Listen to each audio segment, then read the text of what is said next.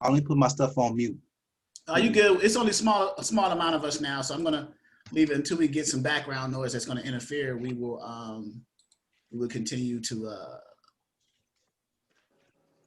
just be live. Okay, so it's 6. Oh, okay. I was expecting some other people to come in, but so those I had plans on the people who were already brokers, but I guess I can give you guys an overview. So what do you guys think? I know Joy knows this, but for those who are listening in as guests, what do you think the role of a broker is? What is your opinion? What do you think a broker does? In contact with the shippers. They get in contact with the shippers to get the loads. Okay, so I'm a shipper. Contact me. What would you say? So let's get real raw with it, so we can see, put it in perspective. Contact me. I'm a shipper. I ship every day out of my facility, going all points everywhere in the USA. I ship dry freight. I ship pallets. I ship empty bottles. I ship whatever. And you want to try to win my business with your brokerage. Well, first of all, do you understand what the requirements for becoming a broker are? Does anyone? I know Joy does because she actually went through that process. So, but does anyone else, the requirements of a broker? There's no insurance information, like getting insurance. Is that one of them? Right. So you have to have a broker authority, a broker of property authority, right? You have to apply for that authority. You have to have a bond, which is either a BMC 84 or a BMC 85. So the BMC 84 is the surety bond, and the BMC 85 is a trust fund. It used to be, years ago before the Obama administration, the bond amount was $10,000. Now it has been raised, since the Obama administration, it's been raised to $75,000. You have to have a $75,000 bond. So with the trust fund, the $75,000 bond doesn't mean that you have to have $75,000. It's like a $75,000 insurance policy. But with the trust fund, if you got all that sitting in escrow, then you're more than willing to use it. So as in one fell swoop. But with a BMC 84, a surety bond, that's starting off is based off of your credit. So your credit and your years of experience. And your years of experience. Look at God. I know that. So credit and years of experience. That's the BMC. Well, and it's not for the broker. They could have somebody on their team. Like my fiance, he has 15 years experience, so she used that. Okay, so and then what I was going to say too is people are attending this on they're dispatchers. They got people coming in on the broker side. Okay, so the bond was raised to 75,000 in the Obama administration. There was something called MAP 21, MAP-21. What that means is moving ahead for progress in the 21st century.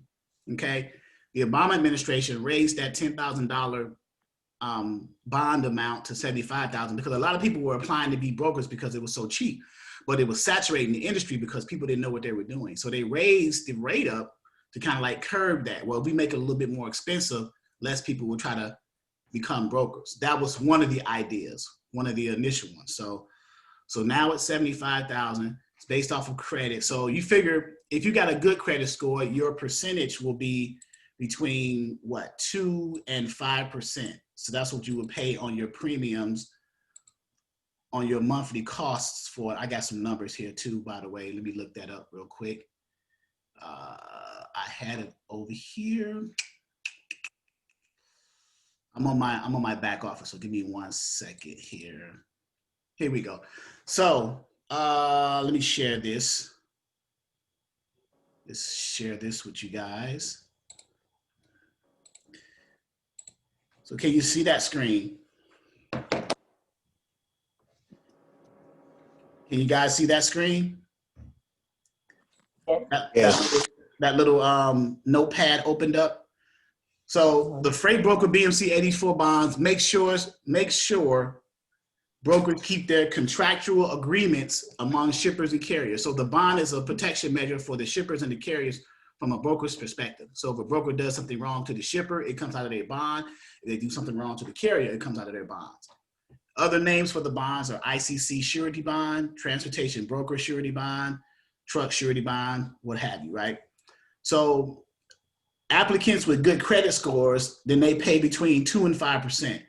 What that means is 2 and 5% means between $1,500 and $3,750 per year. So where do we get those numbers from? Well, you remember the bond is $75,000, right? So 2% of that $75,000 is what?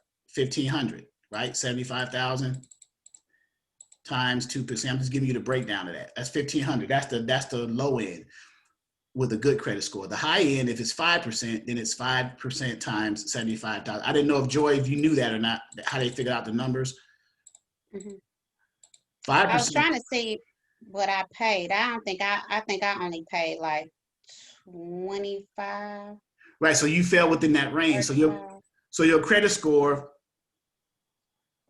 was good enough to fall within that 2 to 5% range. Now, if you got bad credit score or other than that, then it's between 15 and 13. I mean, 5 and 13%. So 5% of 75,000 is 3,750, and then 13% of 75,000 is 9,750. So you're paying that a year, but you can break that down in monthly payments. So yeah, it was 24, or either you just I just paid. I can't remember what she said. Okay. Someone just 24. Someone just said something. I was gonna say, what do they consider a good credit score, like a 720? That's a very good question. I think it's changed, but I would say if I was a betting man, 7 something, anything 700 or better. I think she said when I did mine, because my cousin, I asked her, I think it was like a 6, I'll say 640 and above, I believe. Because my cousin was like a 642 or something like that, and she thought, but she got it. She just barely got it, but she had to update her credit, so her score would go up, and she had to send out her credit report. So okay, there you go. So that's so I'm going over the requirements of being a broker for those of you who are here and are who are not brokers, who just haven't gotten their authority, but were curious about brokering and what this side was about. So and then you have to have, so that's your bond, right? Either a surety bond or a trust fund is $75,000. That's number one. Your authority, you have to apply for your broker authority. There's 2 types of authorities for a broker. There's broker of property and broker of household goods. The ones that you will be applying for in most cases will be a broker of property. Okay, that's where you make your most money. All right, and then you have to have a process agent, which is a BOC-3. You can be your own process agent, but so just in case you know. And then insurance. Now, it's not a requirement to be a broker to have insurance, but most, if not all nowadays, are coming into it. Shippers are requiring brokers to also have insurance in addition to the carrier's insurance that the brokers bring up under their authority. You guys follow that? It's just an extra skid in the game. So the shippers want to, if I'm a shipper and I got a broker who don't have insurance, but only the carrier has insurance, well, what if I am nervous about that broker's or that carrier not having enough insurance? And then what's going to happen when it's time to cover that freight? My freight, I got $1 million freight on there, but my carrier only have $750,000 liability. So shippers are requiring most brokers nowadays to get insurance to help show skin in the game and to get set up with the shippers. So if you don't have insurance with certain shippers, or you come across they're not going to even let you set up with them. Okay. So there are some general types of insurance. One's called general liability. The other one's called contingent cargo. Contingent cargo is contingent upon the carrier's cargo insurance. Most carriers' cargo insurance coverage amount is $100,000. So if you have if a shipper has $100,000 to $200,000 contingent cargo, that shows the shipper. I'm sorry, if the broker has $100,000 to $200,000 contingent cargo on top of the carrier's $100,000 contingent cargo, it shows the shipper that they have more skin in the game than necessary, and that they protect their freight. And then the other insurance type, or one of the other ones, is called E&O, errors and omissions. So what that means is, say a broker gets a shipper whose equipment type is a flatbed, but the requirements of the shipper says that all my loads must be tarped. The broker forgets to tell the carrier that. The carrier gets to the shipper to load that load. He goes out with it without tarping it. He gets to the receiver. The receiver rejects that freight. Why did the receiver reject that freight? Because it wasn't tarped. It wasn't tarped, right? So who pays for that? Who covers that? The broker, right? But that's where errors and omissions kicks in. It helps protect the brokers from making mistakes or forgetting stuff. So that's an actual insurance coverage. So yeah, let's see now the data, because I'm so.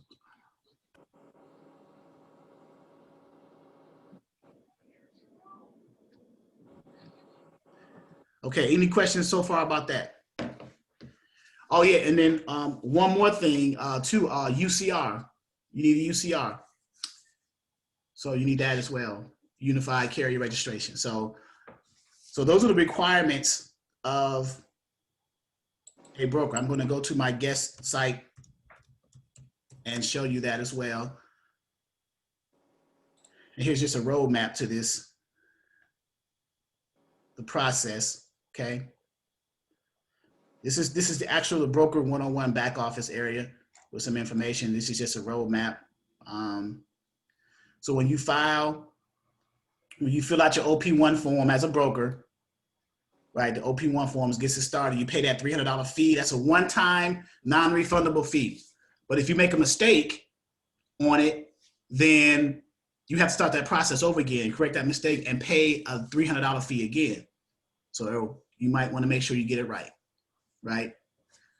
So you complete that form. So you move on to the steps, complete the form, submit online, complete the form manually. Either way you do it, it doesn't matter. Your MC number will be issued to you, right? Then the application, your broker application is reviewed by FMCSA, which is the Federal Motor Carriers Safety Administration, which is the governing body that issues the MC and DOT numbers. If the application is for HHG broker authority, which is household goods, then it goes through an additional vetting process, background checks and other things, because you're going into people's houses and you want to make sure everything's covered. There's different additional steps involved in that, because a household goods broker, you got carriers that are dealing with moving freight in and out of people's homes and things like that. So there's extra stuff involved in that. So application passes review and vetting if HHG broker, and now it's posted on the FMCSA register. So now, whenever we used to go to the Safer website, in the back of the Safer website, the FMCSA registry, where it shows people who's filed to be new freight forwarders, new brokers, new carriers. This is the area that they're talking about, that it would be listed initially. It still hasn't gotten active yet, but it's listed in the registry as being someone who's filed, and it's a matter of record. Okay, you guys with me so far? Uh-huh. Okay. Any questions, you can interrupt me, please. Okay. Now the next stage, so you apply for your authority. It went through the vetting process. It's been on the registry. It's listed on the FMCSA register.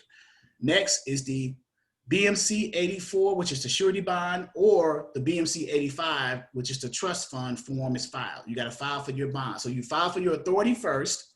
So this is the order. You file for your authority first, and then your bond. And the bond, you could choose one or the other, but not both. Most people choose the surety bond because it's the least expensive way to go, because your monthly payments are low. Unless you got $75,000 sitting somewhere laying around, you can pay your bond outright with the trust fund, okay? And then next is the BOC3, the process agent form is filed. So all this is done through FMCSA, right?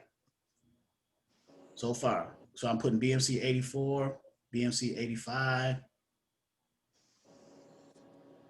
So we following this roadmap. The authorities first, the bond is next, the process agent is next. Now you're moving along. There is after you file for your process agent, there's a 10-day waiting period. There's a 10-day period to protest. So when you become a matter of record on the registry that you file for your broker authority, right? And they became on the record. Someone who wants to dispute that, the fact that you filed for your authority, they have 10 days to dispute that publicly through the FMCSA right here, right? So if they dispute it and they have a legitimate dispute, they protest it, I should say. They should protest the fact that you filed for your authority. For whatever reason, they don't think you should have it. You don't deserve it, whatever reason. You had one before, you messed up, you're trying to reapply. This is just an example. You might mess up again. You shouldn't, I'm protesting that, right? Whatever the reason. So if a protest was received by FMCSA from someone protesting you filing for your authority, it goes through this yellow box. If the protests were not received, then the authority becomes effective when the certificate is issued. So you get it becomes active. You are a broker, right? But if someone protested that, say, I don't want them to be a broker because they were a broker before, they messed up, why should they get another chance? Blah, blah, blah, right? So a protest or protests were received, an application is delayed until issues raised by the protests are resolved. So if I protest you as a broker or someone filing to be a broker, FMCSA is going to delay your application and investigate the reasons why the protest, and if any issues need to be resolved, they're going to resolve it, right? And so if the issue, so now we're here in the yellow box, if the, you guys can see this screen, right? Yes? Yes. Okay. If the protests are resolved, then you go to this green box, you get your active authority. If they are not resolved, if protests are determined to have merit by the FMCSA, then the application is rejected for whatever reason, and then you have to start over. So that's the process. This is the roadmap for the brokerage. To be a broker, you got to go through that process. So let's say you go through all that process and you become an active broker, right? You're brand new. You don't have a book of business. You don't have any experience. So what do you think you should be doing next, right? What's your next steps, right? So the first thing you got to get is a shipper. But what shipper do you know is going to give a brand new broker with no book of business, no experience, an opportunity? You have to establish some type of business credit for your business, for your brokerage, you know, and there's several ways of doing that. And then you just got to pound the pavement. There's different sales strategies that can be used for brokers, but getting shippers is the #1 priority at this point, right? To get started. And then while you have an active authority, what about your back office setup? What are the tools that you're going to need to establish for a brokerage? Let's say you get a shipper. What do you need, right? You need a load board. You need a TMS system, right? You need a computer. You need printer. You need an internet access. You need a phone line, maybe Ring Central. So while you are applying for your authority and waiting for it to become active, your broker authority, you could be setting up at the same time your home office or your brick and mortar if you're going to work out of a building somewhere, right? These things that you need, right? Load boards, truck stop, DAT, 1, 2, 3. Those are the 3 popular ones. DAT has a built-in TMS system for brokers. So does truck stop. They have a built-in TMS system. TMS stands for Transportation Management Software. This is what brokers use to keep track of their carriers, to keep track of their customers, to keep track of their assets, to keep their books right, their accounting, their reporting, their analytics. It's all in one centralized piece of software. It's called a TMS system. some of the names of popular TMS systems: Ascend, Load Pilot, Load Manager, eFreight Solutions, Axis, Aljex. The ones that I'm naming, I've worked with. That's why I know them. Okay. They all do some of the same things. Pretty much receive all the data in from the shipper. The shipper will send you a load tender, and I'm gonna take you through that process too. The shipper will send you a load tender, which is, well, let's do this. Let me do this. So let's say you start calling a shipper, right? You're gonna get shippers. And I think Joy was in this conversation the last time she was in the training. We got a scenario of shippers and customers are the same thing. They mean the same thing. A broker's customers are the shippers, okay? Just so you know. Right? So the first thing you would do when you get on the phone, one of the methods of using to go after shippers, one of the main methods is cold calling, right? So what do you say when you call a shipper, things like that. Another one, like in the dispatching side where you physically visit the truck stops, you can physically visit warehouses, distribution centers, and talk to the logistics people. Or you can call them or email them and set up an appointment time, because these are busy people. So if you can schedule a time for them to set aside for you to come in there and physically talk to them if they are within a driving radius of you. So if you have, like if you've done your research and you decided your niche, what area or what type of freight or what type of shipper you're going to go after, if they are within a certain drive radius of where you live, then I would suggest to physically set up an appointment and drive in and talk to them. Otherwise, you use the cold calling method. So the cold calling method is only used for, well, I wouldn't say only, but it is mostly used for those shippers who are outside of the drive radius of where you physically live. Then of course you have to call them, right? It'll become too expensive to keep flying to different places. Rather call them and then cold call, talk to them over the phone and then try to win their business that way. Okay. Any questions so far?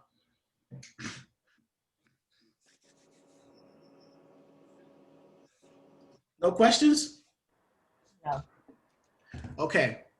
So here's a scenario for brokers.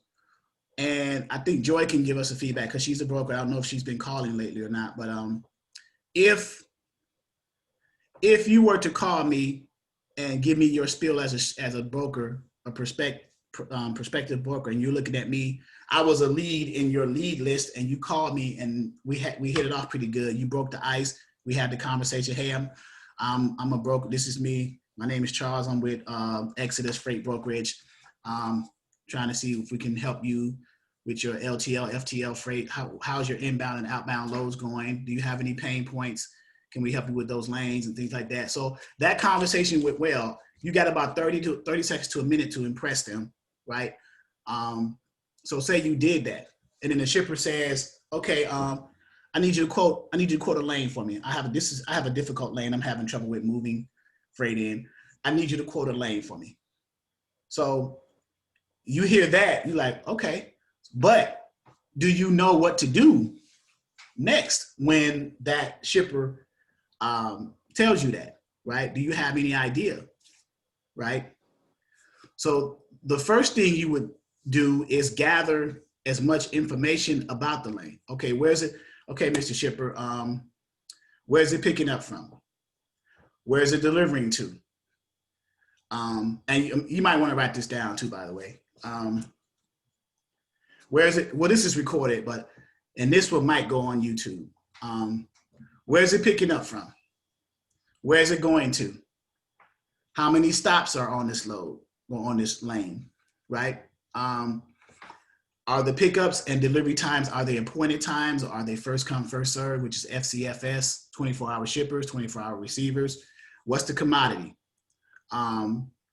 Is there any accessorials involved? Accessorials meaning like lumpers, layover, detention. What's the detention policy? What's your detention policy, Mr. Shipper? Is it after 2 hours? Is it after 3 hours? How much per hour after that is the detention time? Are there any other special instructions we need to know about? And then, so when you gather all the information, because the reason why you gather that as a broker, because you want to make sure you have as much data if you do win that tender from that shipper that you can provide to your carriers, so they'll have enough information to move that load effectively, right? So you get off the phone with the shipper, he tells you the lane where it's picking up from, where it's going to. You're going to go into your TMS system, like let's say DAT or Truck Stop, and you're going to do a spot market comparison. You're going to put the origin, you're going to put the destination, and see what they normally charge for that lane, right? Oh yeah, another one too is what is the equipment type that is being hauled on, right? The commodity and the equipment type. So whether it's drive-in, flatbed, or reefer. And then you're going to go into your load board and do a spot market comparison of that lane and see what the going rate is, the market rate for that lane is. You get those numbers, let's say it's $3,000 to run that. Now, when you go back and give a quote to the shipper, you're not going to give them $3,000 because you're not going to make any money. You want to add your markup on that too, so you can make your money. So most cases, brokers, Joy, what's the margins that brokers are charging now? What is it, between 12 and 15%, 20%? 15 to It's 20. 15 to 20. Okay, so whatever margin you choose, let's say you chose 20%. So what did I say? The low tender was $3,000. So 20% of 3,000 is what, 600? If I'm correct. Yep. Times 20%. So that's 600. So you're going to say, okay, add 600 to that 3,000. So that's 3,600. So you can either say 3,600 or you can go up a little bit. I don't suggest getting greedy. I don't suggest getting greedy because 20% is the cap of the most that most brokers are charging. That's anything above that is getting ridiculous, right? So 20%, you might as well just say 3,600. So let's say you call that shipper back because you're going to tell that shipper, hey, I'm going to call you back in about 15, 20 minutes, 30 minutes tops to give you that quote. I just need to gather all this information so I can effectively give you a number. So, and then you call them back and then you tell them, we can do that tender for, our quote is 36. And the shipper gives it to you, right? So now you got that, right? So you're gonna make, for each load that shipper gives you on that tender, that 3,600 tender, each load is 3,600 that they give you. Let's say they move out 5 loads a week, 1 load a day, and you move them and you're paying the carrier $3,000 and you're collecting 600 for that each time. So that's 600 times 5. So that's, what's that? $3,000 for that one shipper, for that one lane, for that one shipper. So imagine, so how many shippers you get, your numbers will go up, of course, but this is just one example. And this is the workflow of that. So the shipper is going to send you that load tender now, either through what's called an Edi integration, which is an electronic data interchange where it comes through electronically from the shipper side. There needs to be a connection between your TMS system and their system for that Edi integration to work, because the data is automatically populated into your system through the Edi integration. And then you will be able to just, the data will pop up into your system and you just fill in certain fields that you need. You change certain fields, like you're going to change the rate amount because the load tender is going to come in at 36, but you're going to change it when you create the rate confirmation to 3,000 for the carrier, okay? Or they can send it to you in a paper format, like attached to an email, a load tender, and then you have to manually enter it into your TMS system. Most people do it that way because they are not at a place, most brokers do it that way because they're not at a point where they can afford to have an Edi integration installed into their system yet because they haven't started making money. Those things cost upwards between $5,000 and $10,000 to make those integration connections between brokers' TMS systems and the shippers' systems, okay? So, and that's the process, right? And then you just, so now here's another thing too. So let's say you do that, you get your rate confirmation to your carrier, they move that load, you're going to invoice the shipper the 3,600, the shipper is going to pay you 36, and then you're going to pay the carrier the 3,000 and you keep the change 600. That's the raw way of doing it. But brokers have factoring companies and carriers have factoring companies. Shippers do, I don't think, shippers just pay net 30, net 45, and net 60, right? And those are days, net 30 days, net 45 days, and net 60 days. So if you have a factoring company as a broker, you can afford to pay the carrier that $3,000, and then when the factoring company release that reserve from what they got from the shipper, from that $3,600, then you'll make your money on the back end at $600. So as opposed to waiting 45 days, 30 days, or 60 days to be paid from the shipper. Okay, you guys are with me so far?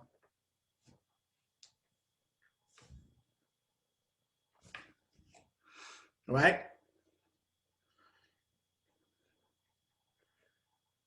Any questions?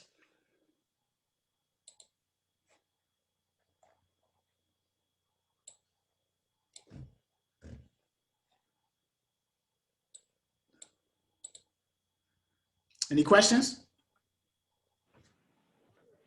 Mr. Charles, this is Sky. I'm just Yeah. letting you know I'm here. So whenever you get to the part with the where I could ask the question, but Yeah, to see and okay, yeah. You want to ask a question now? okay. Are the individuals here? I just was curious about the moving freight via air. Oh, And I think it was air and sea. yeah. Those, for whatever reason, they're not here today. I thought they would come in tonight, but they're not. That's Agility Freight. They haven't logged in yet, so they may be in Friday, because we have this Tuesdays and Fridays. Okay. Okay. All right. Okay. So as a broker, let's go through some of this stuff real quick, because I'll keep this one short tonight. Dealing with customers and shippers, packet types. As a broker, you're going to have, and I know Joey has this, you're going to have two types of packets, right? You're going to have a packet for that you're going to send to the customer or the shipper, and then you're going to have your packets that you send to the carriers from a broker's perspective. Okay, so the shipper packet. So let's say you talk to a shipper, they say, hey, send me over your packet, or quote me the lane. You send them a quote for the lane and they approve it. You say, okay, well, you did it right. Your quote was good. Everything was good. So send me your packet so we can get set up. So as a broker, you send the shipper your shipper broker packet. And what that contains is all of your credentials as a broker, and the agreement, and a credit application, so your factoring company can run the credit on the shipper, right? To make sure that they are factorable. So just like the factoring company runs a credit on the broker for the carrier to make sure that the brokerage is factorable, they do the same thing for the broker on the shipper side to make sure that the shipper is factorable, right? Because the factoring company is protecting their interests. They don't want to factor and pay a broker or a carrier up front and then have to deal with a company that they discovered that wasn't factorable down the back end. So they're losing money that way. So that's why it's done like that. They protect their interests. Okay, you guys follow that? Okay, so the broker has two packet types. They give a packet to the shipper to get set up with the shipper, and then they give a packet to the carrier to get that carrier onboarded to their brokerage. Okay, so the packet that they send to the shipper contains their broker authority, or their MC authority for their brokerage, broker of property, right? This is the credentials of the broker, because they want to show the shipper that they are qualified to broker freight. So they have the authority to broker freight by the FMCSA. That's the authority right there. Their bond, which is a BMC 84 or the BMC 85, whichever one that they chose to do. And these are just examples of what they are. I don't know if you guys ever seen them, but these are, right? Mostly it's going to be an 84. This is an 84, and then there's an 85, okay? And then the W-9, a broker's W-9, which showing their EIN number associated with their brokerage. That's in the packet that's going to the shipper. Contingent cargo insurance, or whatever insurance that you're sending, whether you got EO, contingent cargo, liability, that's going over along with the agreement, right? And then the credit application with the factoring company. So this is all in a packet that goes to the shipper on the broker's behalf to get set up with the shipper, okay? And then that comes back. On the carrier side, the packet that the broker sends to the carrier now is the broker carrier agreement. And Joy, have you made your packets for both sides, your shipper packet and your broker packet, broker carrier packet? I made the carrier. I think I made both of them. I do. I have both of them. Okay. All right. Because I had to send it over to the shipper. I have one, which is a friend of mine. So. Okay. So all your credentials and then the credit application and okay. So so we just covered the shipper broker side. Now we got to cover the broker carrier side. So what you as a broker, if you want a carrier, especially if you are a non-asset based brokerage, which means you don't have your own truck and trailers for your brokerage, that means you have to contract with owner operators, independent owner operators. You have to contract with them and get them set up under your brokerage as carriers under your brokerage, contracted carriers, because you don't have assets, right? Later on, you may get assets or trucks and trailers. That's all that means. Assets are just truck and trailers, okay? So the broker carrier agreement contains the agreement itself. This is just a short version of it. The front page and the last page is signed, okay? But it has verbiage in the middle of it. It talks about insurance, talks about the responsibilities of a broker, the responsibilities of a carrier, the broker payment options if there are, detention, any accessorials, things like that. So in the broker carrier agreement, I can give you an example of one under the dispatcher side, under the forms and documents. We can go to a broker carrier agreement.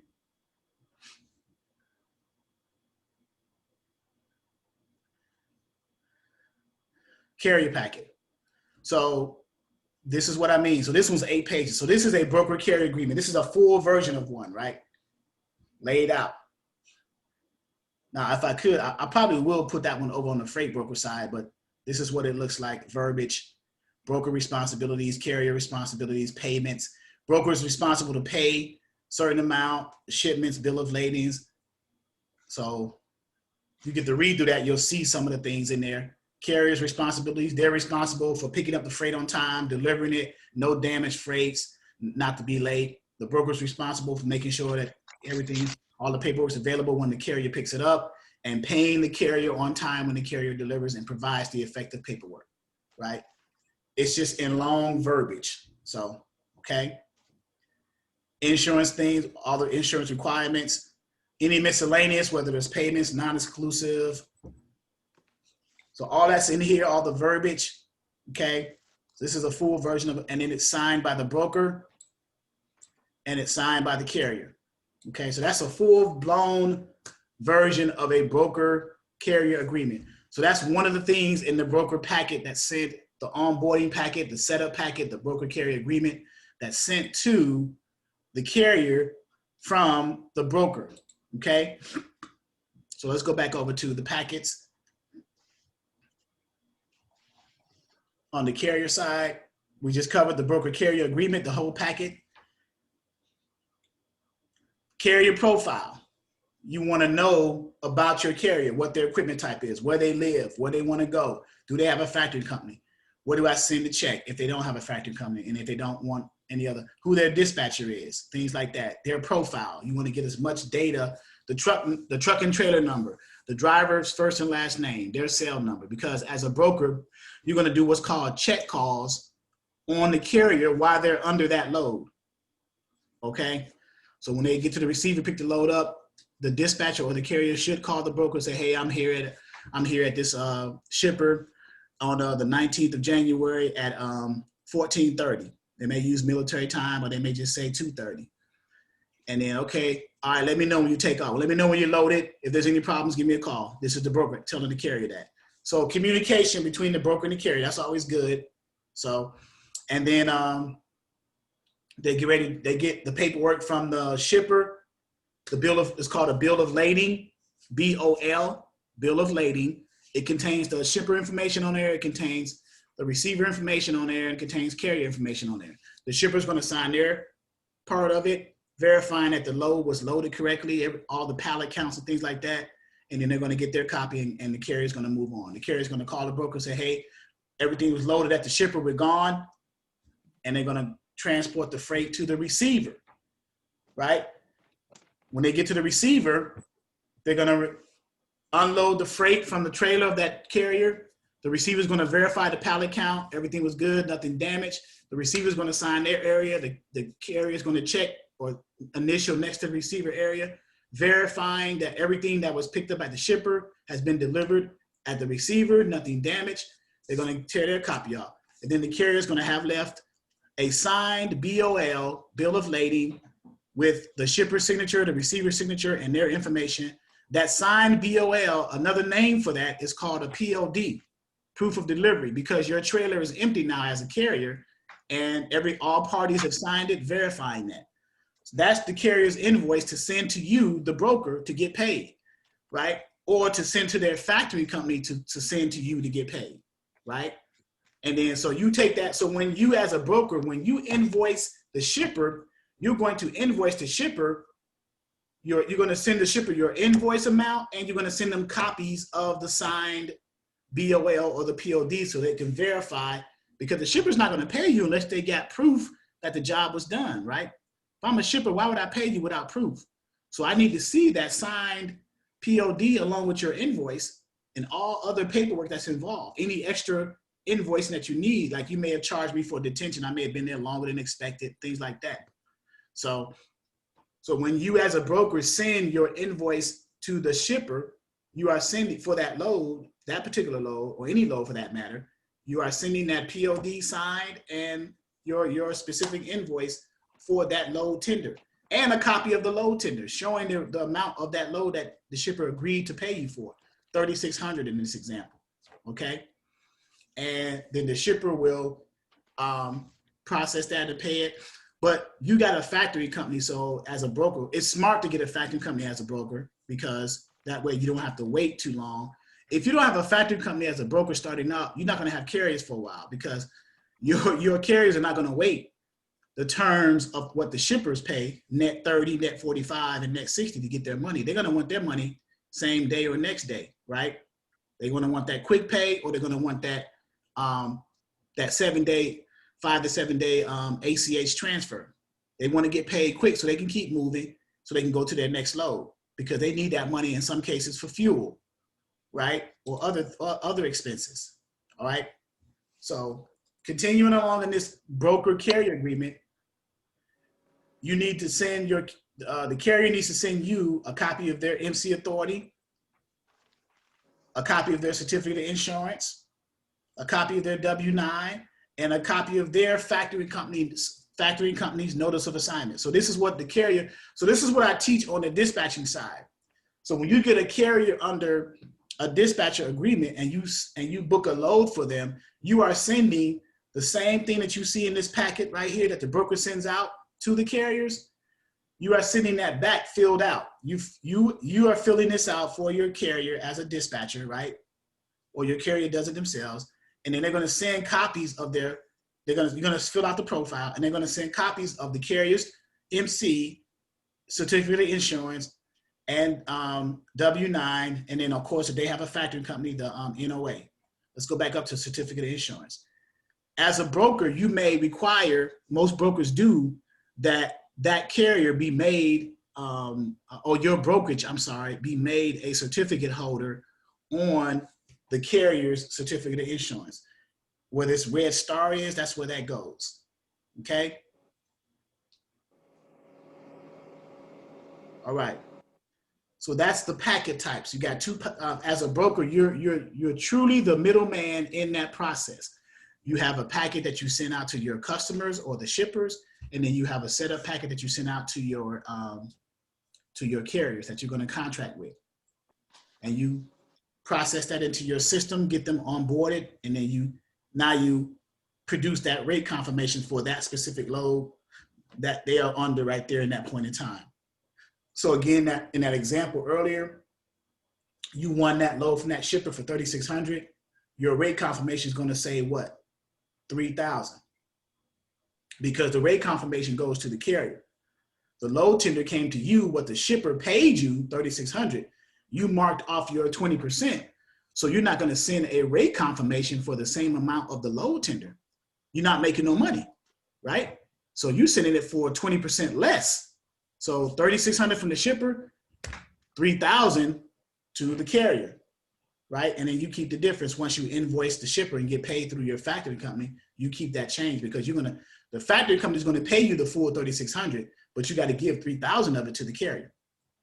You see, and you keep 6. You starting to see the process now. That's how it's working. But this is over and over again. It works like that. It just goes on and on and on. And some brokers, as they scale and grow their business, they streamline the process a little bit more effectively. But starting out, this is the general process. Okay. Any questions so far?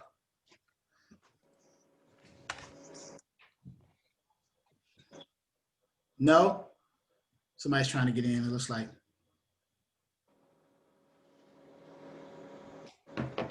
All right. What else? So as beginner brokers, you got to focus on getting your customers, getting your, I went through the process assuming that you had a customer, but what if you don't have a customer? What are some of the steps in doing that, right? We can go over workflows of booking a load. That's not a problem. We just went through that whole process, right? We can go over the TMS systems, the different TMS systems that you would need for your brokerage. TMS systems, the transportation management systems. So we have a list of them, the top 10 freight broker TMS softwares. But what do they do? So an example of one is Ascend. You will eventually need a TMS system for your brokerage. I don't want to say you cannot survive without one, but it would make your life tremendously easier. One of the most popular and most user-friendly one TMS system is Ascend that you see on the screen here. And I'm going to open it up.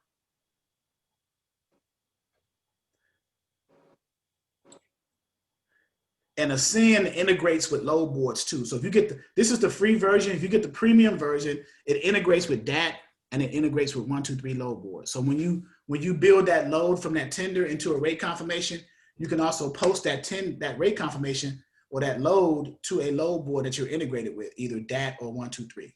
Okay. But here's a TMS system, transportation management software. Can you guys see the screen? Okay, so here's the dashboard of Ascend, right? Do you have Ascend, Joy? Do I have what? You have Ascend, TMS system.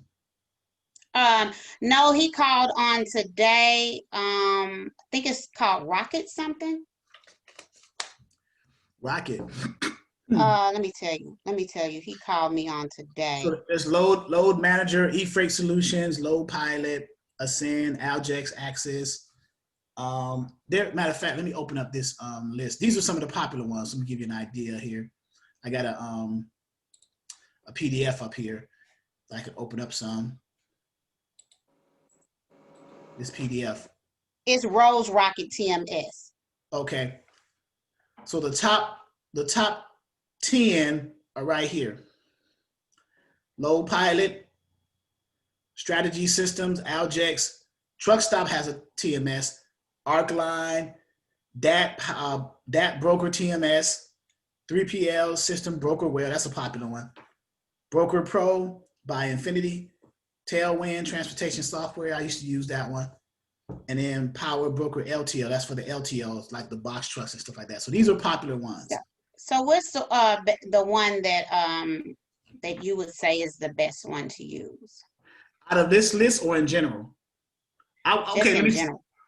As a beginner broker, because you can always migrate to a better one. But right. More user-friendly. Right. That would be Ascend. Ascend, okay. Ascend, which I have my screen up for it right now. So this is my Ascend login right here. And later so what on, is it? So what's the subscription on that a month? He was saying it was $99 for the Rose Rocket. Ascend is the premium is about 40 to 60 a month. Let's look at it. Okay. Let's look at it real quick. I don't remember the numbers. We can look at it real quick. I'm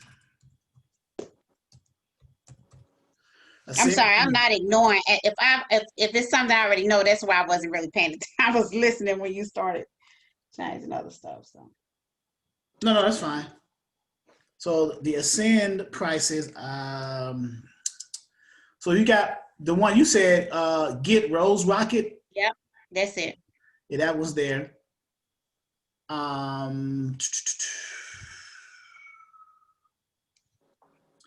Pricing Ascend TMS. So right there. So the basic one, which is the free one, is $0 a month. It's free. Then the premium is $69 per month. So, and then this is what they offer, right? Over 30 standard features, no premium features on the free one, but 15 premium features on the premium one, obviously. Monthly cost is $69 opposed to $1. Users, 2 users in the free version, unlimited users for the first 30 days for free, and then you have to pay for it afterwards, so much per user, right? Setup, support, and training, 0 cost, all the other features. So $69 for the premium of Ascend, so it's a lot cheaper than it's $30. What is it saying about the DAT down there at the bottom? Oh, it integrates. It integrates with DAT, truck stop, and 123 load board. So you can, once you build a load in Ascend, then you can post that automatically to your DAT, truck stop, or 123 load board integration in through your TMS system. You can automatically post it. So you ain't got to go onto the load board itself and post that load on the load board. Since it has an integrated connection to the load board, it does it for you. So that's the beauty of the TMS system, like plugins and integrations. It can just go, once you build your load, it just uploads it to the load board, your login and everything. So.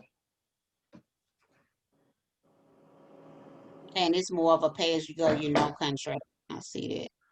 Correct. Contract. Correct. So, and then some of the features from the premium than the basic. So, okay.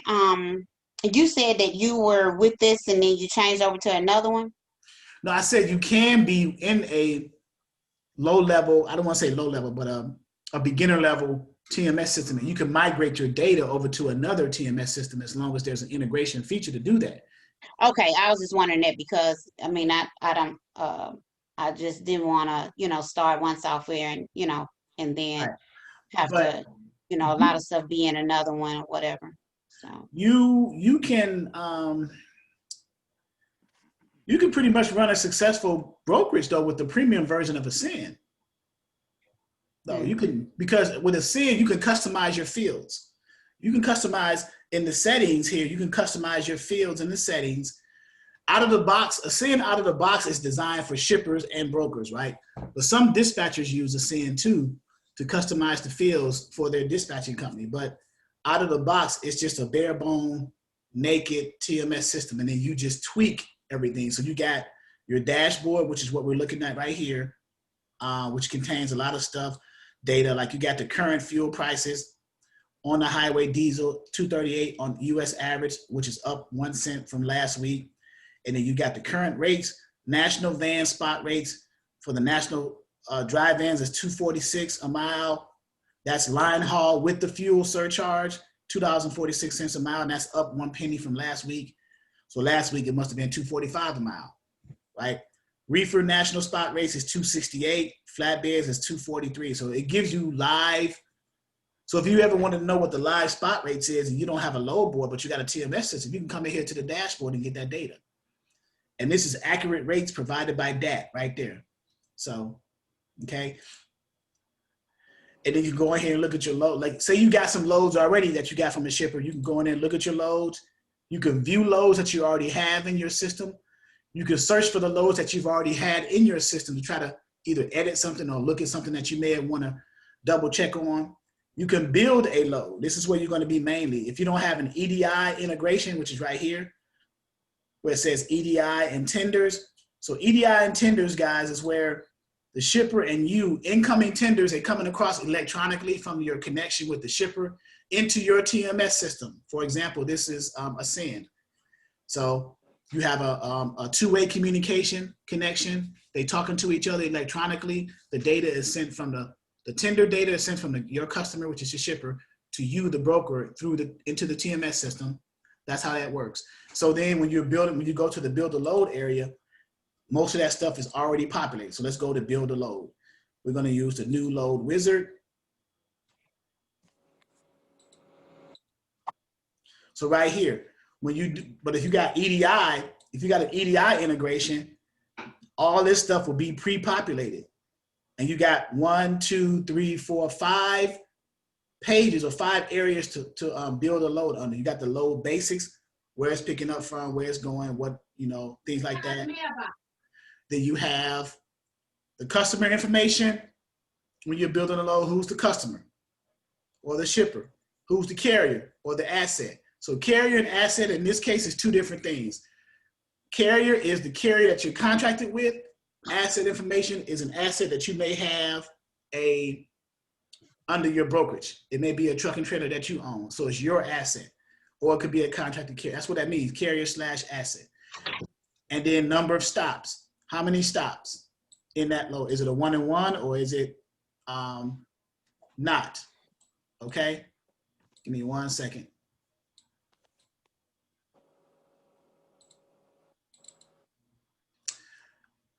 All right.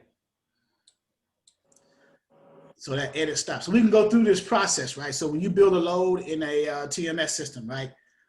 So when you first build a load, what's the load status? So this is when you actually get a shipper and they send you a load tender. Now you actually building your load in your system as a broker. You building a load for the first time, right?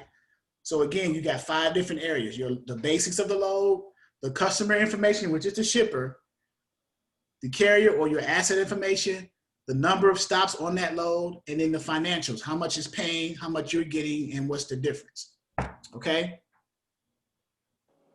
You guys follow that? But this is when you get to the point where you are a broker and you're actually building that load, all right? So, any questions?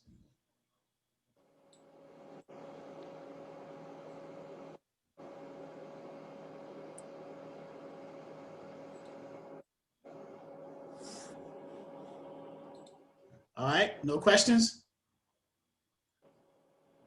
All right, you sure? I'm just making sure. I'll make sure now. All right, so this is just, I don't want to go through the whole process of building a load, but oh yeah, here too. Customers in your TMS system, your customers are the shippers that you got. So you can view your customers. So I put some test data in here just to show you, right? So these are your customers. These should be all shippers. I just put some sample data in here, right? You can add a customer, you can view a customer, you can bulk import customers in it. Those are your customers. Assets. These are the assets that you own in your brokerage, your tractors and your trailers, your power only units or your trailers, okay? And then carriers. These are carriers that you're contracted with. You can view the carriers that you currently have, right? Or you can add a carrier that you just acquired in your brokerage that you got set up, that you approve them. You can add them in there. The name of their company, who they are, their contact information, things like that. So it keeps everything organized centrally. Locations, where all the places you went. Rates, document management, reporting, accounting. So this TMS system is used to manage, the flow of, that load from the shipper through your brokerage to the carrier to its receiver, the destination. It's the whole process. It's a database. It's a customer relationship management database. It's a content management database. That's what the TMS system is used for, to manage the flow of that whole process from your customer to their customer, right? Which is the receiver, okay? But this is what this is an example of a TMS system, building a load, things like that, right? Okay. Let me see here. Before I move on real quick, go to my screen and I want to look at something for you guys. So we're dealing with brokers. Oh, someone typed something in the chat. Let's see here. Oh, okay. Go ahead, Joy. You said you had to drop somebody off. Okay. All right. This one's going to be a short one tonight. I just want to cover some basic stuff.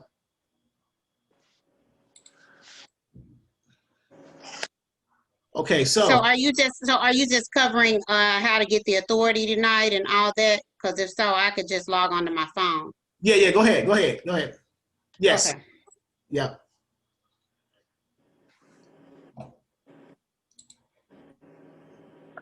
Okay, so also too, let's go through the sales strategies. Open up some sales strategies here. Because after you get your authority active, you got to establish credit, business credit with your brokerage. And let me share this screen as it opens up for you.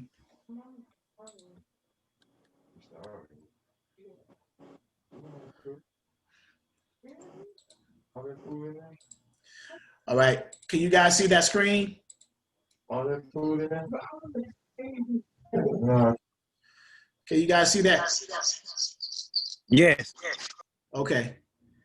All right, so as a new freight broker, you're gonna have to come up with some different sales strategies, right? Of how to acquire customers. Number one, physically visit the facilities. First, you have to do research on the companies, right? You have to find a niche that you want to go after as a broker, right? Do you want to target shippers that haul freight on dry vans? Do you want to target shippers that haul freight on flatbeds? Do you want to target shippers that haul freight on reefers? So those commodities on dry van could be dry freight, general freight. Reefers can be refrigerated freight like produce, beverages, things like that. Flatbed can be freight like lumber, steel, rebar, things like that. So you have to determine your niche as a broker. Once you determine that, then you target facilities either locally where you are, if they're in your range for your niche, or outside of your range, then you'll cold call them, okay? So physically visit facilities door to door. Once you have a niche market, visit those niche facilities. Number two, cold calls. So if you are not in the proximity of the physical visits, then you cold call is an option. Prospect to your lead, niche market, create referrals. These are just sales strategies to get you started. When you decide a niche, you want to research that company enough. If they have a website, visit the website, see what they haul, see what their commodity is, the type of company they are. So when you call and get past the gatekeeper to the person you actually need to talk to, you will make it appear that you have some knowledge of that company because you would have done research. Hey, Greg, this is Charles with Exodus Freight Brokerage. See you guys haul lumber, and you haul out of the southeast going to southwest. What are some of your pain points? What are some of your hard lanes you're hauling? So you call the person by name because you got their name from the gatekeeper or from somewhere else. You've done your research by looking at the website of that company to find out as much information as possible to kind of impress them when you get on the phone and do that 30 seconds to a minute phone call to try to win them over as a customer. So these are some of the tricks that most beginner brokers are using. So email Are you able to send that list to me? That sales strategy? Yeah, certainly. Let me see if I can import it through this chat. I should be able to send it through the chat. Everyone, file, my computer. It's open right now, so I may not be able to do it. I may have to close it and then send it. But let me ask you another question about that list. Like on our end, will it be an issue? Like if we not, cause I just realized something when you were saying like, oh, when you're dealing with the shippers and stuff, they'll be asking for like certain information, like our insurances and stuff. So like as a dispatcher, if I decide to go over and try to go directly for the shipper, are they gonna try to come at me for that kind of information? No, because if you are still a dispatcher and you're going after direct shippers for your carrier, you are leveraging your carrier's information. You're just saying you're not gonna tell a shipper that you are a dispatcher for a carrier. You're gonna tell the shipper that you work as a logistics manager for this trucking company. That's how you change the verbiage, right? But then if you do it from a broker side, then that's a different beast. Okay, I'm gonna have to email it to you because it's not letting me shoot it across. Okay. All right. So next is email campaigns. You can email to your prospects like LinkedIn. You can go to LinkedIn and look up shippers and then connect with them and then send them emails about, being, you're a broker. This is what you do. This is what you provide. Can we set up a meeting if you live within the proximity of them? Or if not, you can, say, well, can we do a call one day? Can we schedule a call to discuss how I can help you? Because I'm a problem solver, right? So as a broker, you're a problem solver. Go to local trade shows. Look up trade shows in your area that deals with transportation. If you're in a major metropolitan area, I can't say that I'm sure there's enough trade shows in your area that happens once a quarter that you could look up. Let me see somebody. Let's see if I got things. You see what tab do I find? Okay.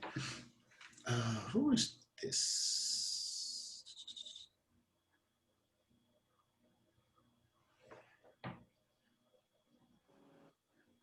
Okay, give me 1 second. Somebody's trying to log in.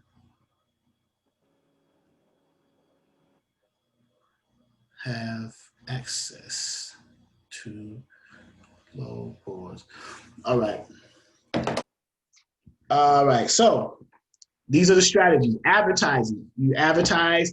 So cold calling is effective and visiting the facilities is effective if you live within a certain proximity of the facilities, the shippers that you want to visit, right? Other than that, you have other strategies, email campaigns, like LinkedIn, Facebook, YouTube. So sponsored events, small business events and dinners, internet targeting. So there's a host of these sales strategies because as a freight broker, you have to begin the process of getting familiar with sales. You are a salesman because you are selling yourself to this shipper as a potential broker for them.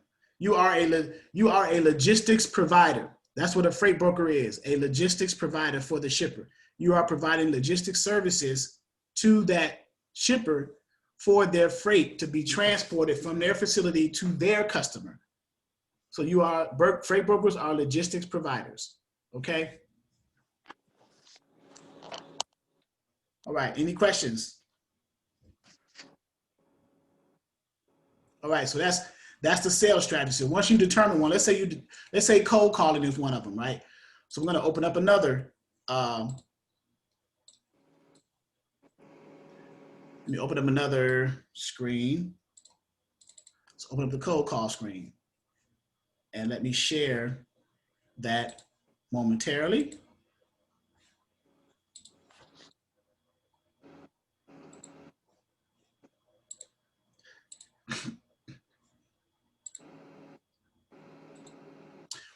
All right, can you see that?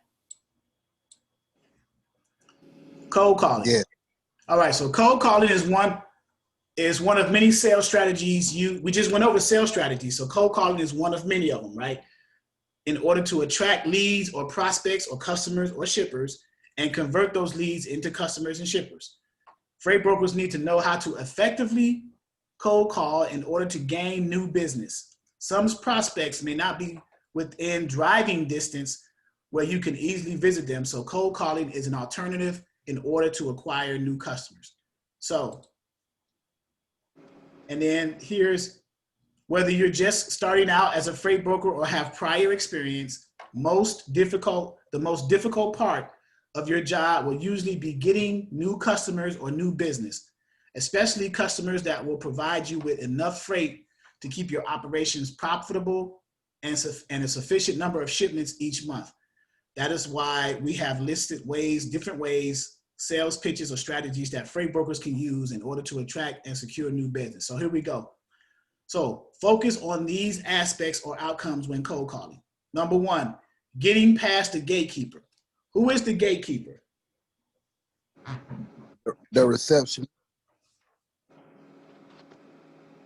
The receptionist. Correct. All right, let me do this 1 minute, 1 moment. Someone's trying to get in again. I'm gonna need them $10 for you for that correct answer. I'm not doing that tonight. That's only in dispatch training. Oops. Well, you thirsty tonight, ain't you? What in the world? Okay, so the gatekeeper is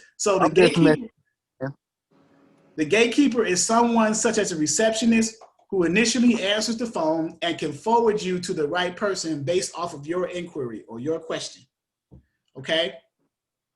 So that's the gatekeeper. And then you're building a rapport, you're building a relationship with them. Building a rapport with the shipper is based off of your performance as a load provider, a logistics provider, as a freight broker, right?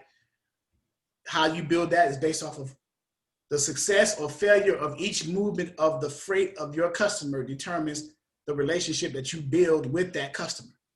If you are successful every time your carriers move that load for your customer, then the relationship with your customer is good because they're satisfied.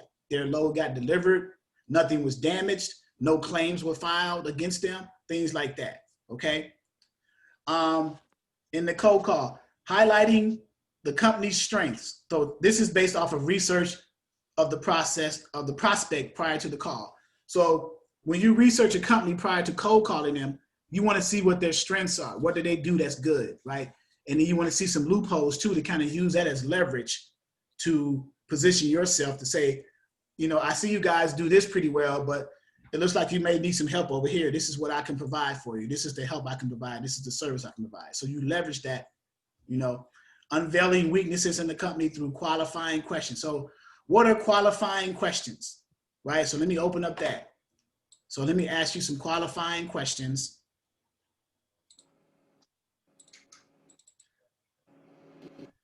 And let me share that.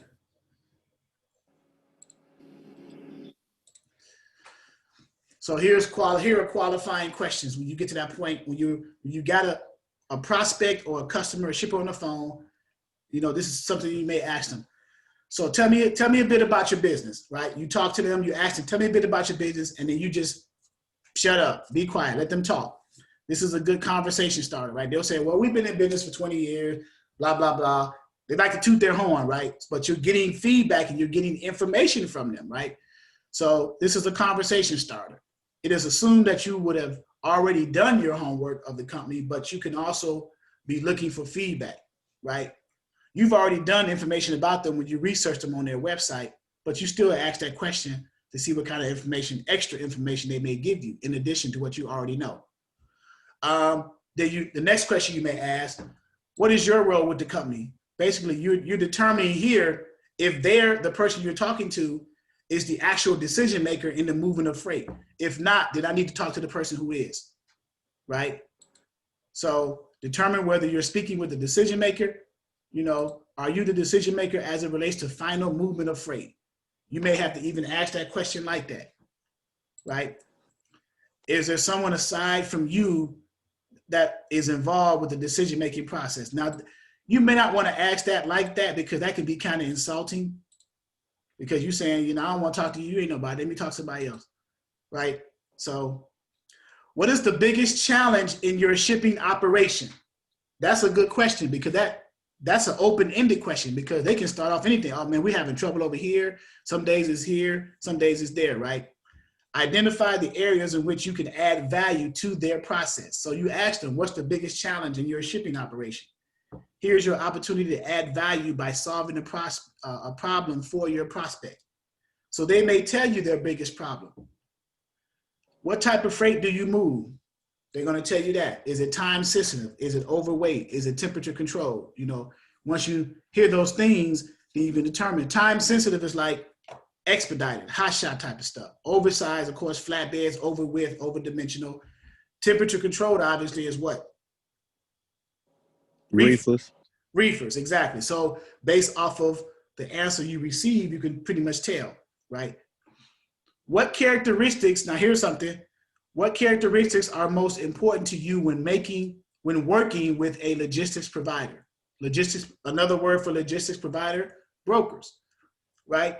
So I listed some examples here: communication, delivering on time, good quotes, and price points. So when you are quoting a lane for them, you're giving them good numbers so they can work with. Basically, that's what that means. So what are the characteristics most important when you're working with logistics provider? And then here we go. What do you like most about your current broker? Or what do you dislike most about your current broker, right? So make a note of the good points, possibly adding to your brokerage. Leverage the bad points as a way to solve the prospect's issues or problems. So they may tell you a lot of good things, but they may say, well, I guess he could be a little bit more communicating, call me a little bit more. You say, well, then you can wiggle in like that. Well, this is what we do, or this is what we've done. Number 8, do you keep your options open when it comes to transportation providers or comes to brokers? This may be a possibility if their current broker is not meeting their requirements. So do you, as a shipper, do you keep your options open for more brokers? Then they'll come in and say yes or no. Okay. Do we have to answer these questions in this order or? Negative. No. How you see fit for your brokerage, you decide, right? However they talk to us, however they respond to us is how we Right. If I were you, I would have it in front of me though, or memorize it, because saying this stuff over and over again, just picture yourself being a shipper and you're a broker, how would you ask them if you're trying to win them over? What are some of the things that you would ask them to kind of get them, break the ice, number one, and then get them to open up and start talking to you? And then here's the main one. What does the process look like for bringing on a new broker?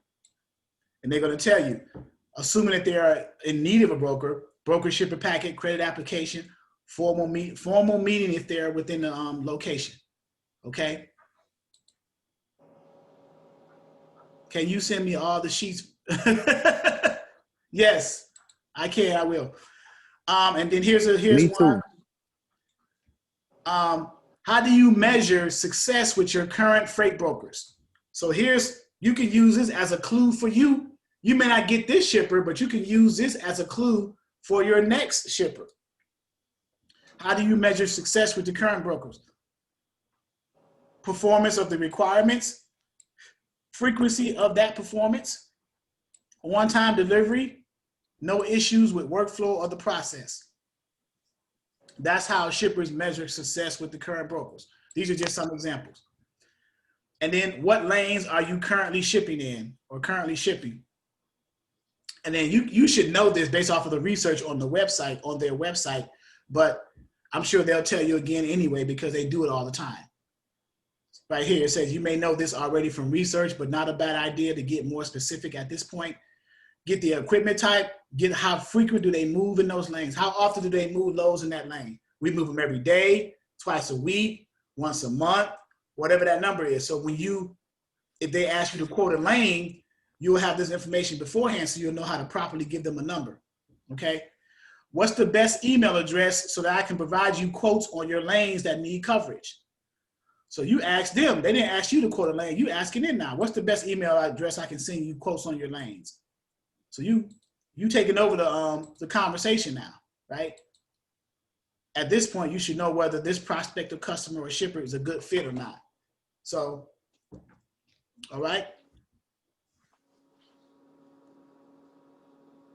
So that's the qualifying questions. So we have qualifying questions. We have the cold call. Here's a cold call script. Here's an example of a cold call script. I was going through the qualifying questions I got right here in number 4. And then number 5, and this is under the cold call section. So number 5, provide solutions to those weaknesses in order to turn them into strength. These sheets are interrelated, okay? and then inquire about prospects' possibility of using your services going forward. So they're interchangeable. But here's a cold call script. Okay, hello, ABC shipper. My name is Charles with Exodus Freight Brokerage, and I am with Exodus, you know what I'm saying? So hello, ABC shipper. My name is Charles. I am with Exodus Freight Brokerage. Pause. Right? I hope your day, this is just an example. Now, you don't have to use this verbatim. You can tweak this and broaden it. But you remember, you got 30 seconds to a minute to impress, right? I hope your day is going well. I just had a few questions regarding your company's shipping or logistics operation, and I wanted to see if you were the right person to speak to about that. Wait for a response. See, I got these little things here. Great. I noticed that your company, ABC Shippers, specializes in whatever service they're in and whatever service they're in. It could be more than one service. I've always been very intrigued or interested by companies with an operation similar to yours and wanted to see if you could speak more about how you became involved in whatever service they're in. So you just fill in the blanks. These big red bold letters, you just filling in those blanks. Wait for a response, right? Great. Well, I am very impressed in what your company, pronounce the company name, has been able to accomplish. Could you please tell me a bit more about your role with the company name? And then right here, continue asking those qualifying questions. Have qualifying questions in front of you, reading, since this is a cold call, right? So qualifying questions. This is just the start of the cold call. You have your qualifying questions in front of you, and then you read those qualifying questions and continue, especially if you're getting effective engagement from that shipper. If you're not, then there's no point to proceed. But if you are, then, you know, refer to your qualifying questions. You may have memorized those questions at some point. Okay? All right. That is enough information for this evening. That was about an hour and a half. That's enough information. Any questions before we get off? Can you send me them sheets? Yeah, so whoever wants these sheets, I am going to put my email.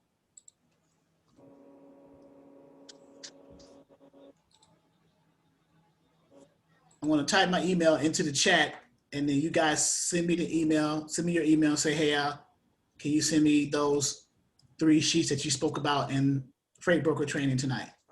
Okay. All right, so you see my email in the chat? Yep. You got a question, CJ? Yeah, I got a question real quick. I was interested what she was saying about the shippers. So the reason why I was thinking about brokerage, because I used to sell sandwiches to a whole bunch of warehouses, right? And so I know a lot of people in the logistics department, in those departments. So if I wanted to set up an appointment, I'll say, would I come at them like, hey, this is CJ from such and such. I have a new company, or would you advise me to say, hey, this is the company I have? Should I use my familiarity to get in the back door? Or should I already have a dispatch company? Use your familiarity. Yeah, use your familiarity, because you've already dealt with them. You've shipped to them, you've done something with them. So use the fact that you already know them, right, and leverage that. Say, hey, I'm starting a brokerage right now, and get to see if they have like who handles your inbound as well as outbound movement of the freight. Okay. Right? But talk to someone who makes decisions about freight. Talk to them. Would it be the general manager? Who would it? See, I know a few. It would be either a shipping manager or a logistics person, a logistics manager. It won't have nothing to do with like the supervisors or nothing like that. It has to be a certain department that I would talk to, right? It'll be shipping or receiving. Done. Shipping and receiving department, yes. Yeah. So if you know the general manager, you could ask to speak to someone in shipping and receiving, because you know them, and he'll probably call that person or direct you to them. Really? Right. So. Right. I mean, I don't know too many of them, but I know a few different people in different departments, and I just want to see who I would talk to. But that sounds like the way to go. I appreciate that, man. Yeah, because you are essentially leveraging your fact that you've worked with them before, Yeah, you know, to get in that door. get in that door. Exactly, to get in that door. So you got it. We're gonna get in there.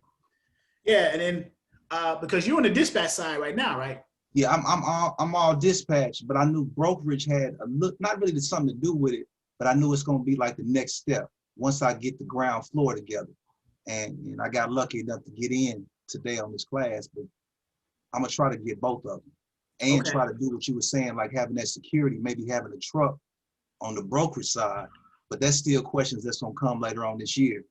But I'm gonna keep you in the pocket for the rest of this year as I pay my payments, get my stuff together, get my card, and we finna be a member to this. It's a lot going on in this transportation. I want all of it. Yeah. So the broker side has a lot more detailed information. The dispatching side has a lot of information, but it's the easiest entry point, right? That's where I'm going. It's less costs involved. Like for a brokerage, you got to pay $300 to get your bond. You got to pay a cost for you got to pay for your BLC3, which is about $76. You got to pay for your bond, which is depending on your credit and experience. You got to pay between, I don't know, $1,500 and about $4,000 a year based off credit and experience. And then you got to get your back office set up, TMS system, load boards, equipment, computers, printers, internet access. So costs are building up, right? Insurance, you got to pay for insurance, cost of your insurance for your brokerage. So with dispatchers, it's a little bit less. You don't have to have any of those authorities, any of those insurance. You got none of that stuff. None of the requirements for a brokerage is required for a dispatcher. That's why I tell people it's easier to get in on dispatching, and then later on, if you want transition to brokering, that's fine. Yeah, so that's the direction I want to go. But I got some folks on the ground floor that I want to be able to tell them the same thing. If they want to take this route to get in, and like you said, it's not much overhead, I want to make sure we know what we're doing.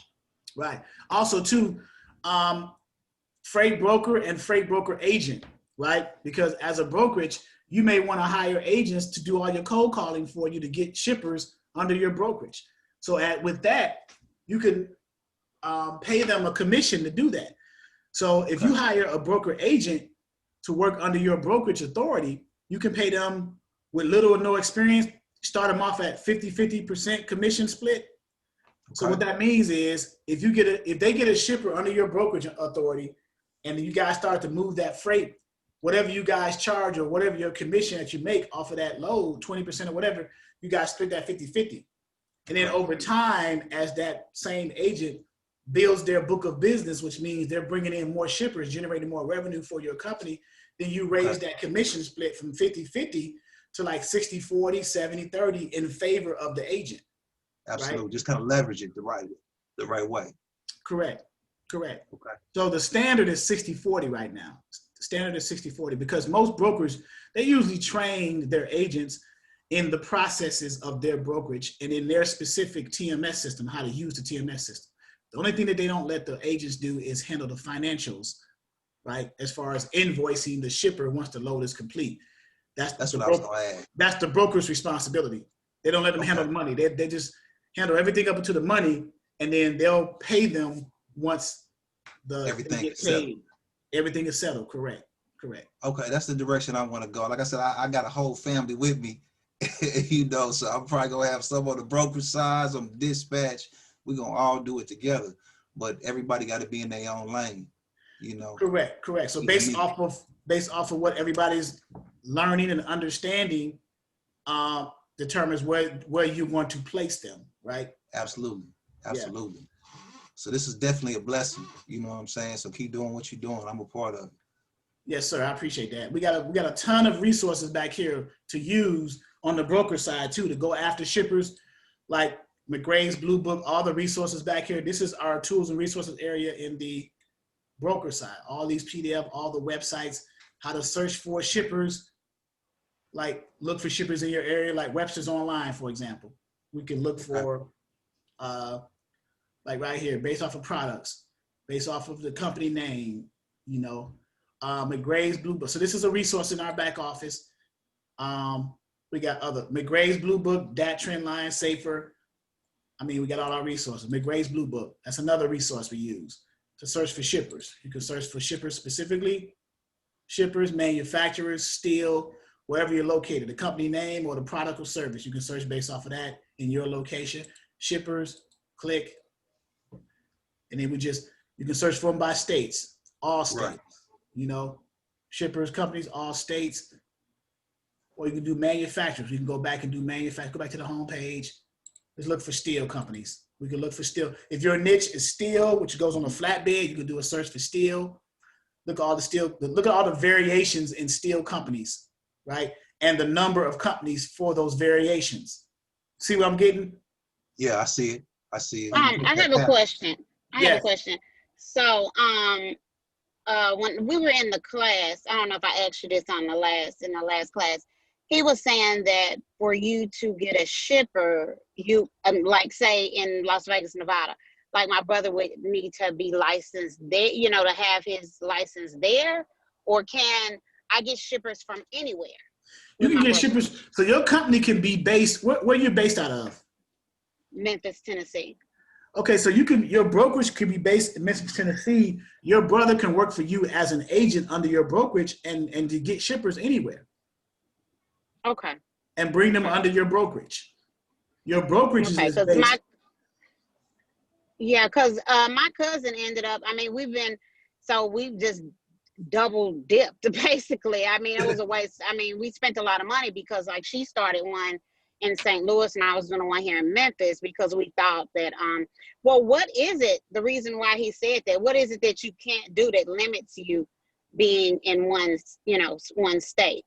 I'm trying to clarify and see what exactly did he say. I got to go back and review that because the way you phrased it, I'm not sure if he said it that way because it's very possible to have your brokerage based in your home state and have agents all over working from home all over the country, finding shippers everywhere.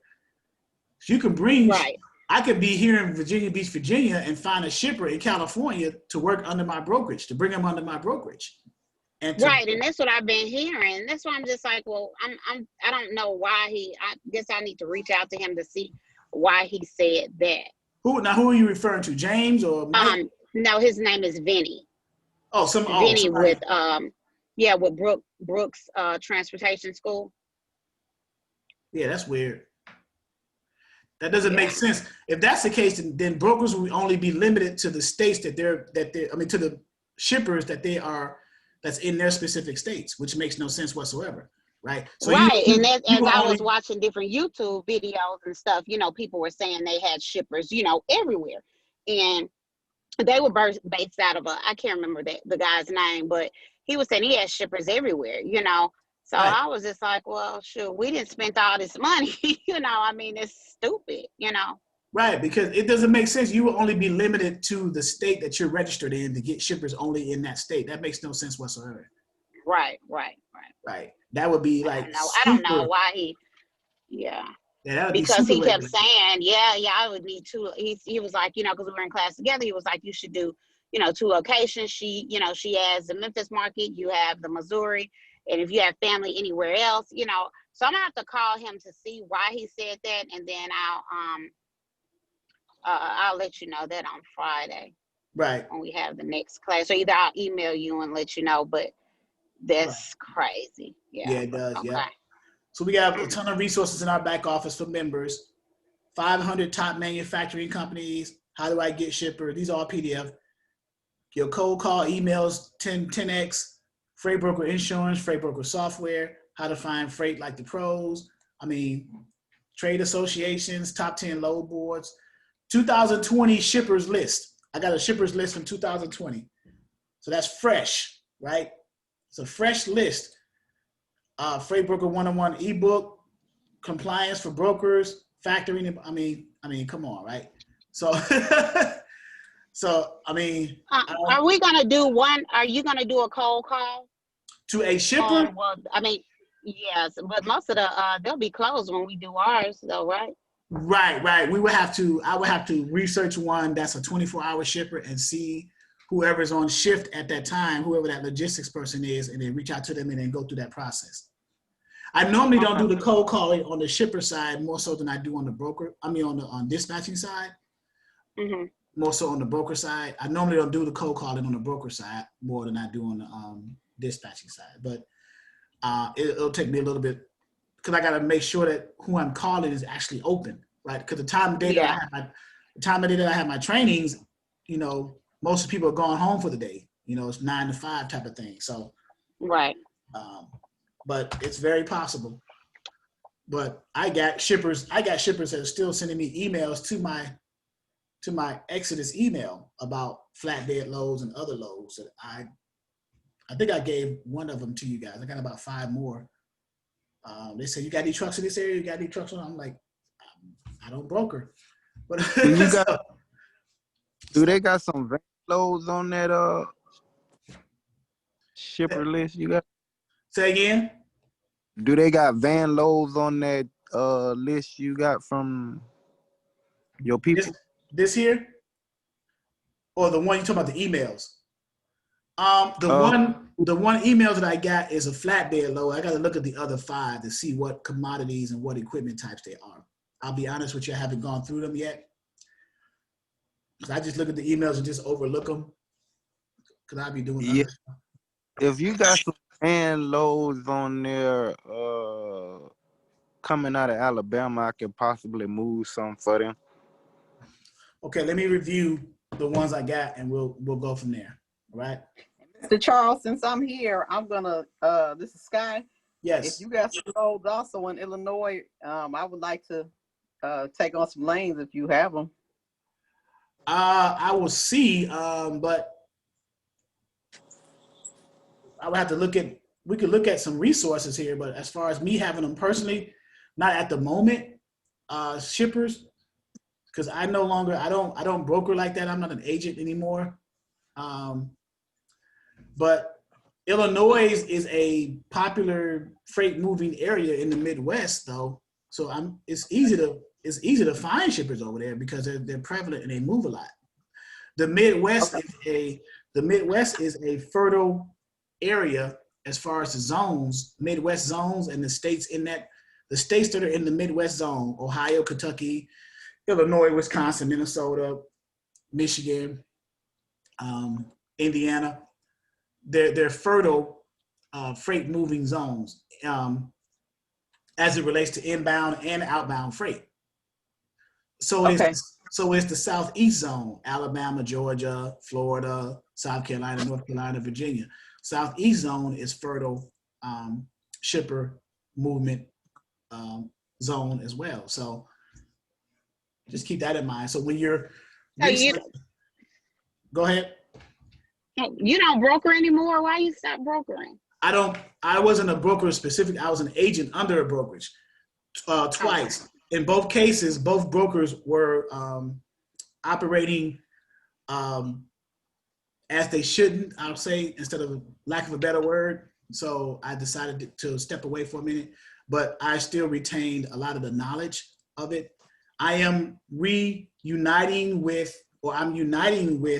James over in Dallas, the Metroplex with Switchback Brokerage. And there's about 700 plus cities over there that we have shippers to deal with over there. And we are, I'm coming in on the back end, but he's building his load manager TMS system. It's going to be huge.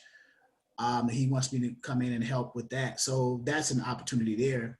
That's a fertile area. DFW is pretty big over there in Texas. So like I said, 700 plus cities in the Metroplex. So it's going to be huge. We just gotta, we're getting everything aligned in the back office part of it before we go out and present, because I'm bringing all my experiences in, and then he's bringing his over 30 years of driving in. So when we go to the shippers, I mean, we're pretty much just going to overwhelm them with everything that we know that they can't help but to at least give us an opportunity.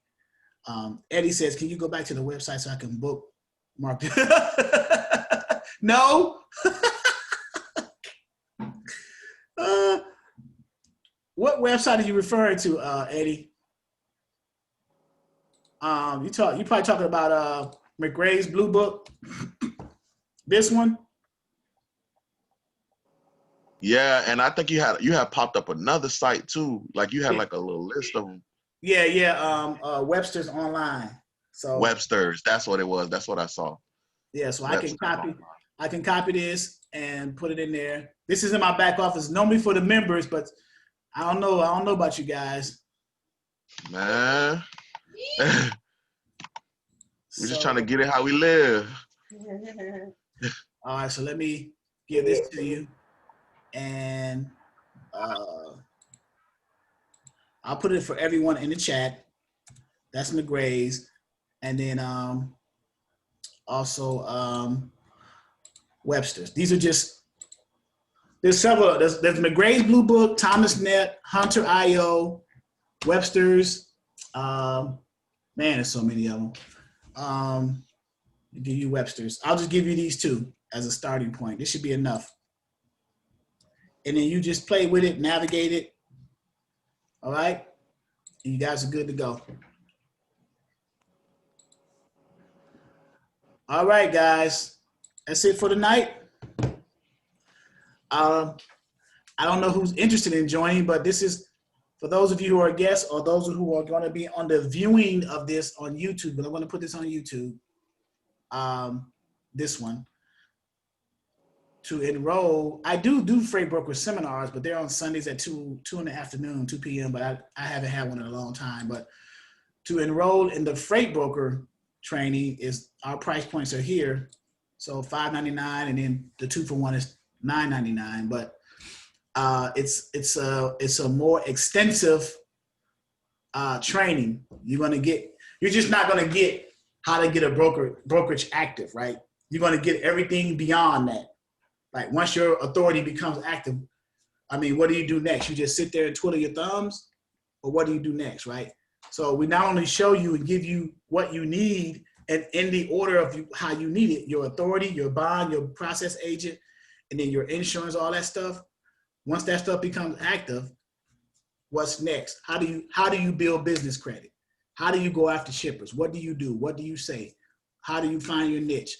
What the market is? What are the sales strategies? What's cold calling strategies? Everything. What's the TMS system?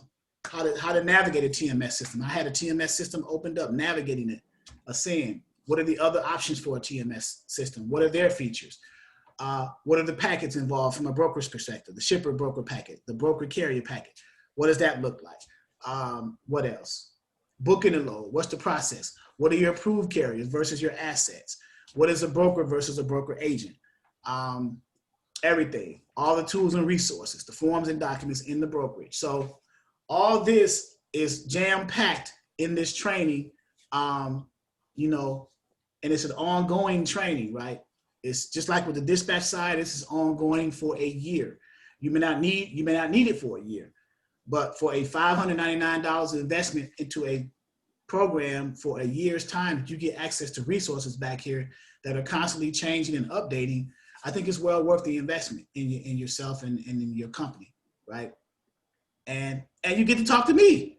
So, but yeah, and we got years of experience, and we got people that we know to have years of experience. So, freight broker, if that's your passion, if that's something that you want to do, it may not be dispatching. It may be brokering. You may be good at talking to people on the phone. You may be good at sales. You may be good at getting customers. What do you do after that? What's the workflow? What's the process? What's the process and movement of freight from a shipper's load tender to the shipper's customer and everything in between for a broker? So if a training program can give you that, then it's worth it, right? It may not be my training program. It could be another training program, but I'm telling you what I provide. I'm giving you what I provide. So, all right. So tomorrow. So on Friday, what will the lesson be Friday? Will you be going more into the TMS system? TMS systems, I'm going to review some international stuff with agility. Is there something specific that you needed to touch on? Yeah, I guess I could probably email you. Okay. Because I'm assuming that you're still at the customer point. Yeah, that's where I am. Okay. Yeah, which is the first. I'm stuck at the cold calling and all that. I just don't want to call people and not know, I have the 8 questions, you know what I'm saying? The 8 questions that they say to ask, but I don't want to ask the same questions a million other people asking, you know? Right. I mean, I need to kind of like, you know, tweak them, probably make them my own, but I need to, you know, understand more, you know? Right. That's exactly what you need to do. Yeah. That's exactly what you need to do. Yeah. You take the generic 8 questions that they tell you to ask and you tweak it for yourself. I would value quality over quantity. In other words, I wouldn't call 100 carriers, 100 shippers a day. I would call maybe 20 to 25 after doing, because that gives you time to do more research on each of those 25 carriers as opposed to calling 100 carriers. Hey, this is Joy with Joy's Freight Broker. How can I move your freight? Click. Hey, this is Joy with, you know what I'm saying? Over and over again. Mhm. I would want to do research, enough research that I have enough leverage or enough ammunition. So when I finally call, get past the gatekeeper, talk to the person in charge, and be able to explain to them, talk to them in an educated way to prove to them that I know about their business enough in order to win their business by me doing my research, my homework in the background. Mhm. So. Okay. I got one question. It might not be with brokering. Can I ask you a quick question? It's my last one of the night. Yes. Charles, in the event, let's say that I want to do what you said. I think it was a seminar on the 9th. You were saying we had the option to roll over. Before we get off, is there something I need to do if I want to roll over in the ongoing? Because I didn't know how to, because I didn't have the full where I needed to be. I wanted to put something down. Can I do the rollover and just wait to the process to get like access to the lower boards or the back door, or do I need to fulfill the entire agreement first before I get access? So are you in the dispatcher ongoing training or you just took a seminar? I wanted to get straight into just the onboard because I've been watching you so long. You kind of trained me, kind of got me already up to speed. I hate to say that, but I was trying to enroll in the $399. But since I had already watched the seminar, you had told some of the folks that you have the opportunity to roll the seminar money over until, over into the program. Does that make sense? So the dispatch seminar was $99. So if someone took the seminar and they wanted to roll into the ongoing, then what they paid for the seminar, $99, will be deducted from that $399, right? That's what I want to do. Right. So you already took the seminar. Yes, sir. But you haven't enrolled in the ongoing. I've enrolled, but I don't know if it's already, I don't know if I've been approved to keep going. You have to look, you probably have to look through your data and check my information. I had made a payment under one email, but then I went and sent you an email asking about the business under another. So it's probably going to take, you looking over the emails and stuff to put me in the right order. Right. But as soon as I can. I'm doing that right now. What name is the first one is under C2525 CJ S Deli. That's what I made my payment under. Oh yeah, because I see a name, Tangela Flowers. Right. Well, it was over the whole business account. So I used my business card to make the payment. But I was like, damn, baby, you're gonna have to enroll in the car. In the class instead of me. I see. So I did see someone send me an approval for the back office, and I sent an email. I think I sent an email saying that you have to. Yeah, you sent me. Enroll first. Right. Before you get access to the load boards. Right. You have to enroll into the ongoing training. But you're in the seminar training for the 23rd for dispatching. If you I want to do whatever to enroll in, even if I have to go through if I'm not even understanding the question right, if I have to take or look at it again or go through the seminar again, I want to do that. Plus I want to roll what I can over into the ongoing and keep getting training every time I can. What I can do is since you already paid for the seminar registration, you can still attend that Saturday, and then I can just invoice you for the difference. That way, would take that. That way, you could be in ongoing already. You can actually, depending on how soon you enroll. I want it now. I'm gonna start paying my fee. Keep invoicing me. So the reason why I'm saying that, if you pay the difference now, you could be in tomorrow's class tomorrow night. Then we're gonna have to do that. Okay. Well, I'll do that after that because I saw somebody's text and I thought who that was. So it's all me, boss. It's all me. Give me squared away or give me the work. Okay, that'll work. That's fine. No problem. I'll go ahead and address that when we get on. All right, everybody, we good? For those who are interested in enrolling in the freight broker, these are the price points for the freight broker side. All right, so the next freight broker class training is Friday evening at 6 p.m. Eastern Standard Time. Tomorrow night, Wednesday, is our dispatcher training at 6 p.m. Okay, so I'll see you guys who are dispatch students in that.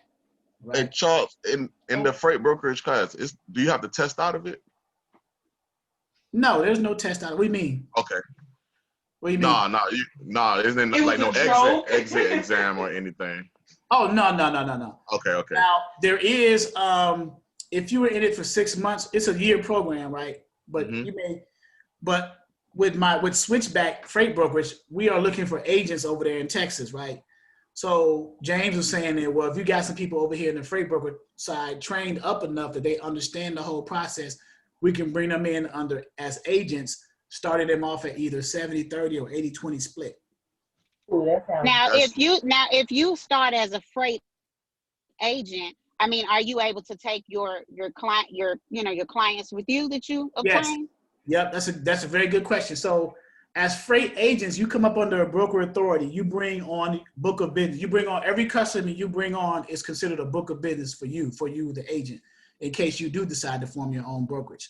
When you leave. Okay, so with me already having mine, am I able to, I mean, just to get my feet wet? I don't know. I just need to be more. I would.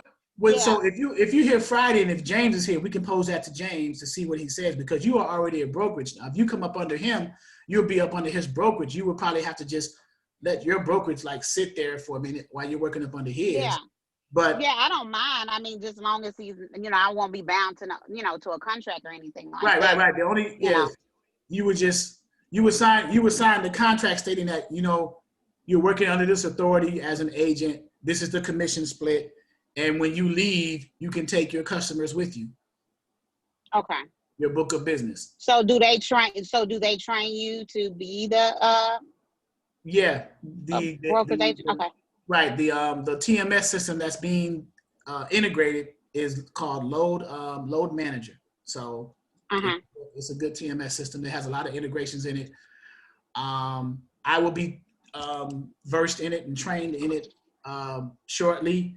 I'm actually going to use it as a training tool on the Freight Broker one-on-one training. And the reason why is because I'm leveraging that training with Load Manager and you guys who want to come on to the brokerage with that same TMS system. So if you come in with Load Manager training already, it just makes the transition easier for you. Mm-hmm. You see what I'm saying? So you have the basics of the brokerage, you understand the movement of freight. So training you on the TM, that's the main thing. You have to learn how to use that TMS system as that freight moves from the time you get that load tender until that load is delivered, right? And also, that's number one that you need to know. Well, that's number two that you need to know. Number one that you need to know is cold calling customers and getting them into the brokerage. So once you get them into the brokerage, then you flow that freight through that TMS system to have it moved with onboarding carriers and movement of the freight. So I'll be using Load Manager as a teaching tool. So, okay. All righty. So tomorrow night is Dispatcher 101 training for beginners. Friday night is Freight Broker 101. All right. Okay. All righty. All right, guys. Be safe. Have a good one. All right.